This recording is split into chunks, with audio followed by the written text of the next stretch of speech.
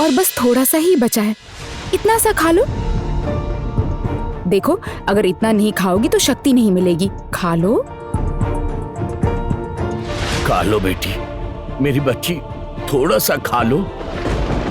देखो, राज वैद्य कह रहे कि तेरे रक्त में कोई विषैली हवा घुल गई है बेटा, पर उसका क्या दुष्प्रभाव हो सकता है इस बारे में वो कुछ भी स्पष्ट नहीं कह पा रहे हैं।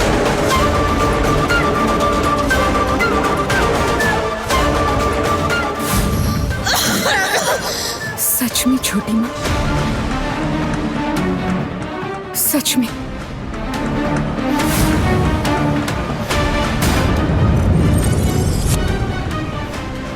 वो मृत्यु का दृश्य अब भी मेरी आंखों के सामने है। मुझे अभी विश्वास नहीं हो रहा है कि वो मायावी गंधर्व राजकुमार बनकर आया। गंधर्व नहीं दीदी,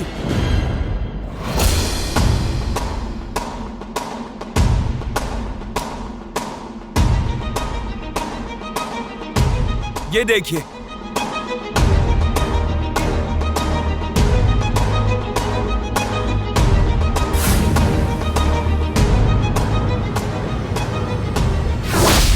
महाराज, ये देखिए, अब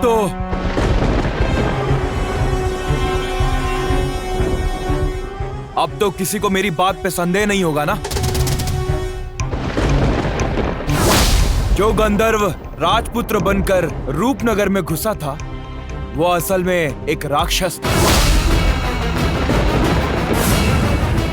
चोटिला का कोई अनुचर।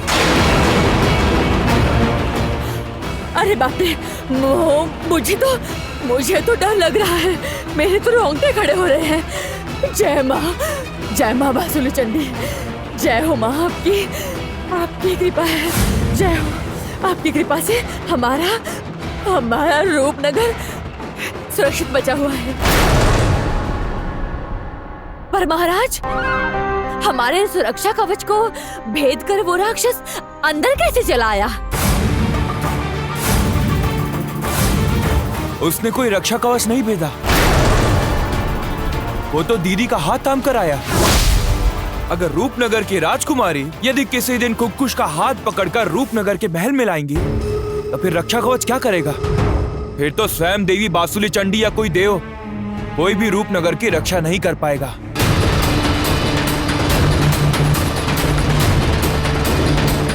ये तो ठीक है, पर अगर कोई बाहर का खतरा घर ले आए तो कैसे चलेगा?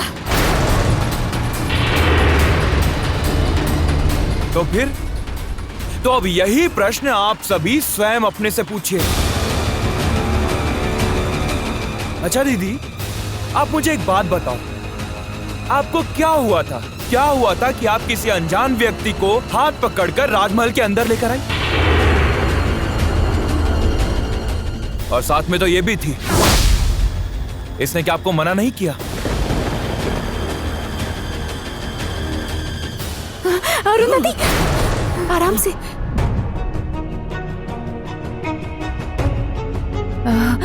असल में हम में से कोई भी समझ ही नहीं पाया, हमसे भूल हो गई है। भूल हो गई थी? आग से खेलने के बाद भूल शब्द का कोई अर्थ नहीं होता है, समझ गई तुम? मैं तो बस ये सोच रहा हूं कि अगर ये सूचना महल के बाहर गई तो उसके बाद उसका परिणाम क्या होगा।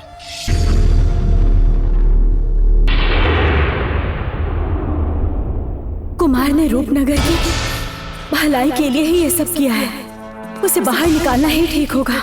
और क्या हो सकता है? पूरी प्रजा हमारे खिलाफ विद्रोह करेगी, और देखो, राज्य के राजकुमारी राज्य की विपत्ति बनकर खड़ी है। बस शांत हो जाओ, एक दूसरे पर आरोप लगाने का समय नहीं है ये। मुझे भी यही लगता है, इस पर जितनी कम बात हो उतना ही अच्छा है। मैं वो कह रही थी, हम सब चुप हो जाते हैं, पर प्रजा का क्या? वो चुप नहीं रहने वाली। महाराज दीवारों के भी कान होते हैं। हमारे राजमहल में जो भयंकर दुर्घटना हुई है उसे प्रजा तक पहुंचने में ज्यादा समय नहीं लगेगा। मैं भी ठीक यही बात कहना चाह रहा था कि रूपनगर की ये प्रजा मूर्ख नहीं है। हम उन्हें कैसे बताएंगे कि राजकुमारी का हाथ पकड़कर कोई बड़ा संकट रूपनगर में प्रवेश कर गया है? नहीं भाई मेरी बात तो सुनो। मैं भी नहीं चाहती थी कोई विपत्ति आए और ऐसा कुछ होगा मैंने सोचा भी नहीं था। मैंने तो सोचा भी नहीं था कि इस तरह का रूप लेकर गंधर्व कुमार इस तरह महल में घुस आएगा। सुनिए छोटी माँ, मैंने तो ऐसा सोचा भी नहीं था। छोटी माँ, आपने भी तो देखा था। पिताजी आप सबने भी तो देखा था। आपने देखा था ना, कुछ असामान्य नहीं था। मुझे ऐसा लगा था। मैंने महाराज से कहा भी था, लेकिन महाराज ने मेरी बात नहीं सुनी। अब इस विपत्ति से यहां पर कोई भी नहीं बच पाएगा। सबको झेलना होगा। ये तुम क्या कह रही हो जोटिला? क्या तुम अकेले रूपनगर जाओगी? अकेले क्यों? तुम भी साथ चलोगी? डर लग रहा है तुम्हें? नहीं जोटिला, मुझे डर नहीं लग रहा है। जड़ी बूटी को डर नहीं लगता है। मैं तो बस सोच रही हूँ कि विक्रम देव वो अब भी स्वस्थ है, तो फिर उस रक्षा कवच को पार करके हम अंदर कैसे जाएंगे जोटिला? उसका उपाय मैंने खोज लिया है। राजा विक्रम देव वो खुद तुम्हारा हाथ थामकर उस मायावी कवच के पार ले जाएगा। क्या? हाँ, महाराज खुद? हाँ। वो गंधर्व मरते समय एक बहुत जरूरी खबर दे के गया है। मैं जाऊंगा आदिदेव के पास। तो अरे बाबा, इसमें खुश होने वाली क्या बात है? महाराज तो वहाँ अकेले नहीं जाएंगे। जाएंगे। महाराज को आदिदेव के साथ गुप्त मंत्रणा करने के लिए अकेले ही जाना होगा। यही सबसे अच्छा मौका है। जाओ, तैयार हो जाओ। सब मेरी वजह से हुआ है। मेरी चूक से जो हुआ है सबका दायित्व मेरा है। इस विपत्ति का दायित्व मेरा है। छी। मेरे कारण से सबका जीवन खतरे में पड़ गया। ये मैंने क्या कर दिया?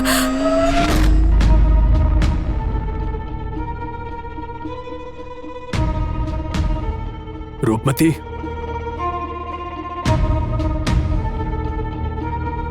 मेरी बेटी, मैं जानता हूं कि तुम भी अग्नि में तप रही हो, लेकिन देखो बेटी, तुम्हें नहीं पता लेकिन तुम सबसे ज्यादा सहायता कर सकती हो।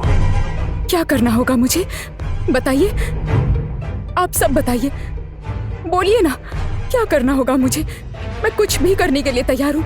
देखो दीदी, तुम स्वयं भी ये बात अच्छी तरह से समझती हो कि तुम पर किसी बुरी शक्ति का साया है।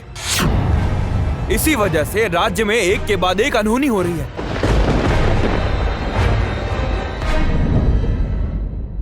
वाह, कुमार ने बिल्कुल सही जगह वार किया है।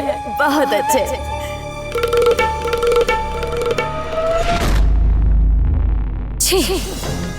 छी।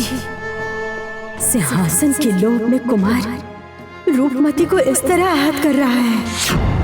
छी, ऐसी संतान को मैंने गर्भ में पाला ही क्यों? मुझे लगता है तुम्हें इसी समय विवाह करके अन्य किसी सुरक्षित राज्य में चले जाना ही उचित होगा।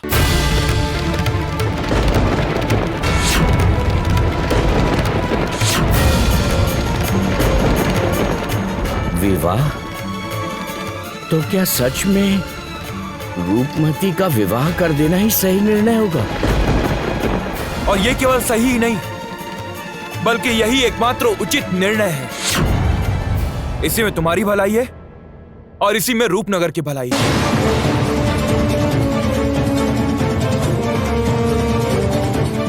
देखो दीदी, तुम मुझे गलत मत समझना। तुम्हारे भले के लिए मैंने ये सब बातें स्पष्ट कही हैं। आप एक दुर्बल महाराज हैं।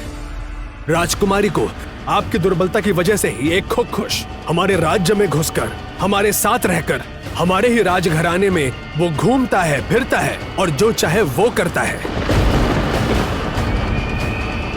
क्यों राजपुरोहित जी, मैं सही कह रहा हूं ना? राजभ्राता तो धीरे धीरे महाराज को कोने में धकेलने की चेष्टा कर रहे हैं। इस स्थिति में मुझे दोनों पक्षों को संभाल कर चलना होगा। अब नहीं मतलब प्रत्यक्ष रूप से तो वो वैसा ही लगता है, पर मेरा मानना है कि एक बात का हम सभी को ध्यान रखना चाहिए कि राजकुमारी की बुद्धि अभी उतनी परिपक्व नहीं हुई है। राजकुमारी हमारी भी प्रिय है, हम उनसे कम प्रेम नहीं करते, लेकिन इस प्रेम में मैं अंधा नहीं हो गया हूं। आप हो गए हैं महाराज।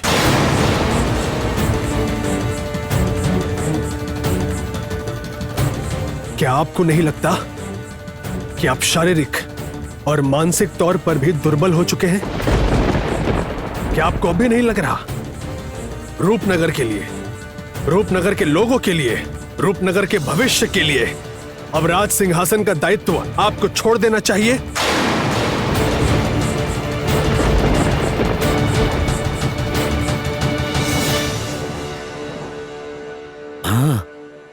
हाँ, मैं तो स्वयं ही मानसिक रूप से सिंहासन छोड़ना चाहता हूँ, पर जब तक योग्य उत्तराधिकारी दया करके योग्यता का प्रश्न आप न उठाएं।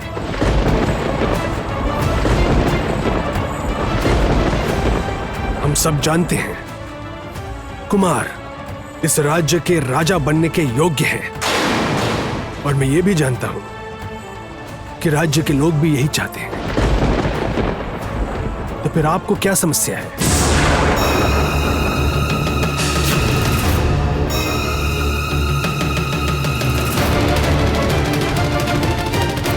वो अभी इस राज्य के महाराज हैं।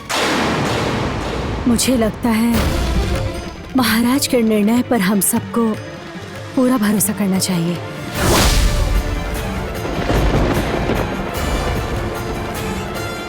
प्रताप, मुझे थोड़ा और समय चाहिए। और समय चाहिए? नहीं महाराज,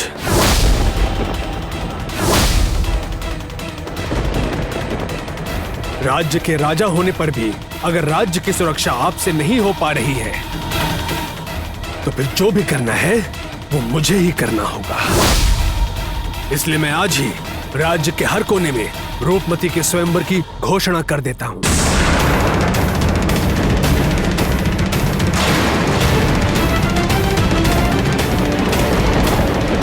राजपुरोहित जी, आप शादी का शुभ मुहूर्त निकालिए। रूपमती के शादी के बाद ही कुमार का राज्य अभिषेक होगा।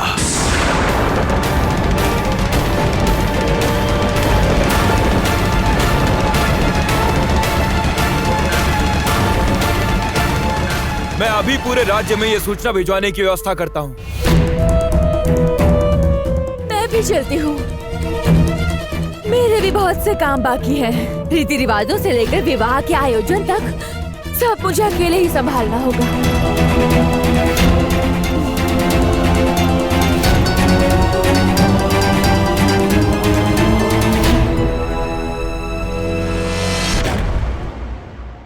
सही में मैं कुछ नहीं समझ पा रहा हूँ। समझ ही नहीं पा रहा कि क्या करना उचित होगा।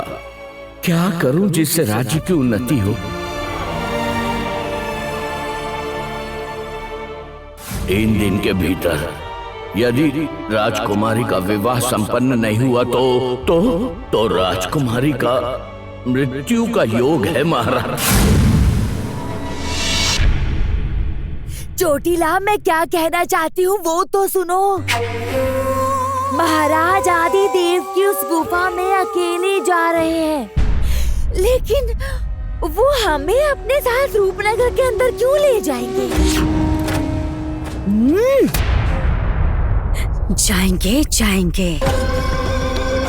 जब उनकी लाडली राजकुमारी अपने पिताजी को पिताजी पिताजी कहकर पुकारेगी, तब क्या वो पिताजी अपने पुत्री को शरण नहीं देंगे? मैं कह रही हूँ चोटिला, मुझे अभी भी कुछ समझ में नहीं आ रहा है। राजकुमारी, अब यह राजकुमारी कहाँ से आ गई चोटिला? आई नहीं है, आएगी। मूर्ख कहीं की। अगर अब काम नहीं आओगी तो कब आओगी? लेकिन ओ, समझ गई। चोटिला मुझे मंत्र प्रयोग करने को कह रही है, तो मुझे रूप बदलने वाले मंत्र का प्रयोग करना होगा। उसे प्रयोग करके मैं राजकुमारी बन जाऊंगी। ये तो बहुत आसान है, ये काम मैं चुटकियों में कर दूंगी चोटिला।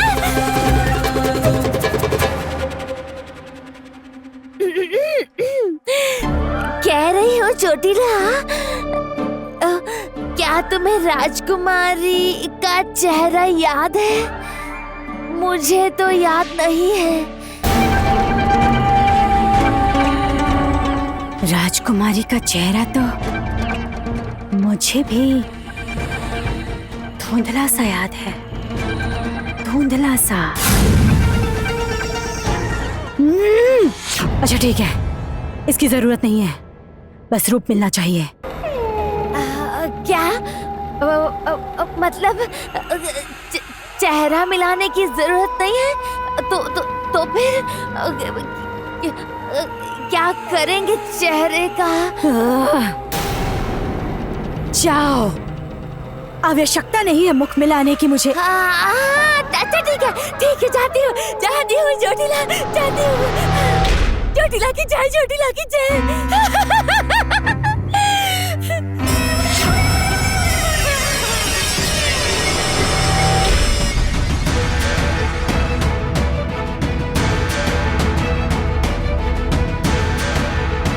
याकूब चोटिला।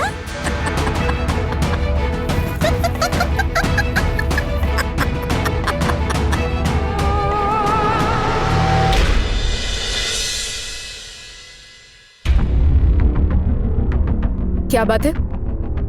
तुम दोनों मेरा रास्ता क्यों रोक रहे हो? जाने दो मुझे उद्यान जाना है। क्षमा कीजिएगा राजकुमारी, और आप महल से बाहर नहीं जा सकते। हमें महाराज से यही आदेश मिला है। मैं बाहर नहीं जा सकती मतलब? किसने ये आदेश दिया है? मैंने।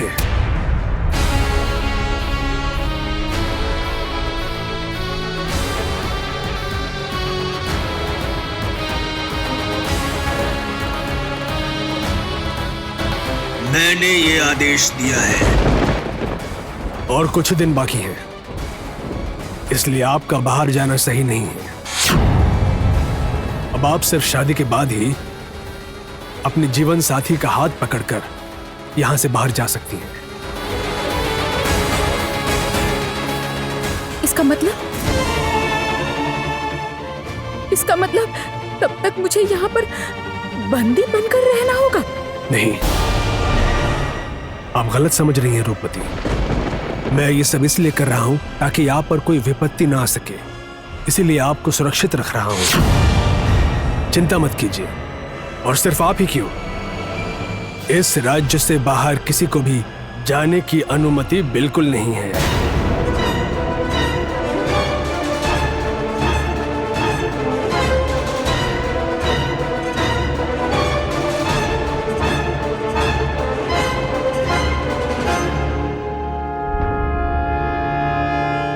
सुनो, हर जगह पहरेदारी बढ़ा दो।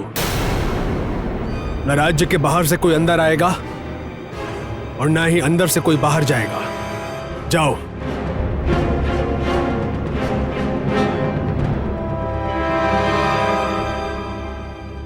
इसी तरह राजा की क्षमताओं पर सवाल उठाकर मैं अपना आधिपत्य इस राज्य पर जमाऊंगा।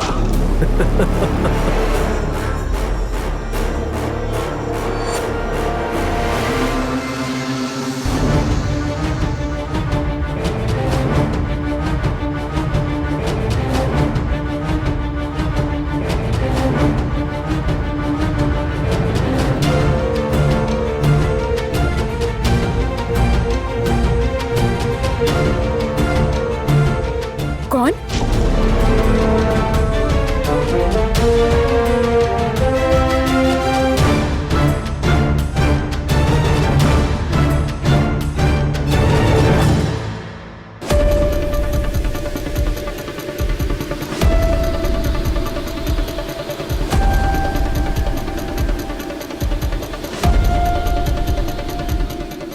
राजपुरोहित जी इतनी रात को गुप्त रूप से किससे मिल रहे हैं?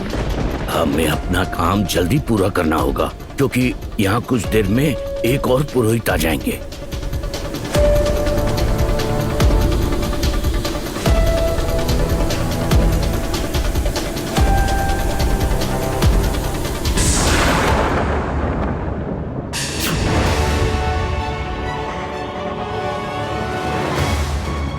पिताजी? सच में महाराज बहुत बुरा लग रहा है।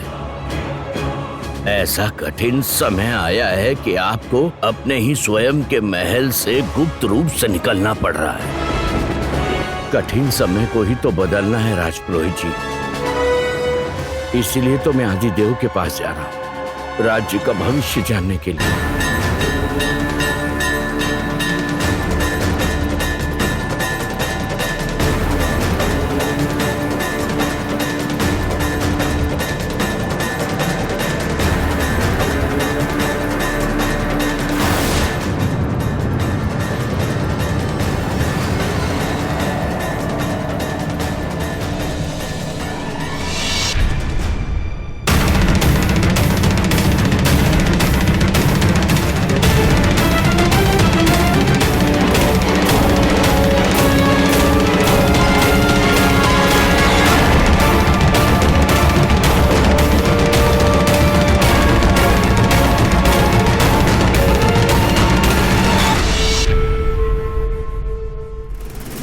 ये क्या अनर्थ है?